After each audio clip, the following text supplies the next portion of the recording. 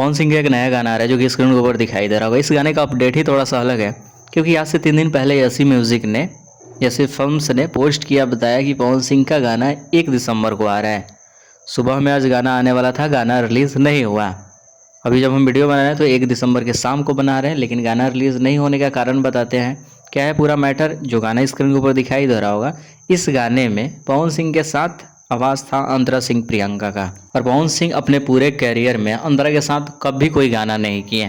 Fans भी ज़्यादा सुन के शौक थे कि भाई यार कैसे पवन सिंह अंतरा सिंह प्रियंका के साथ कैसे गाना आ सकता है। लेकिन आज गाना नहीं आने का कारण वही सिंगर रही। पवन सिंह सिंगर को हटा दिए, फिर से इस गाने में शिवानी सिंह को मौका दिया गया है। और गाना रिलीज़ नहीं होने का कारण यही है, सिंगर को सिर्फ चेंज करना था।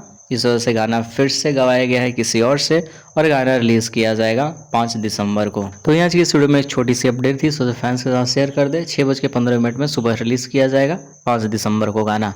मिलते हैं नए वीडियो के साथ।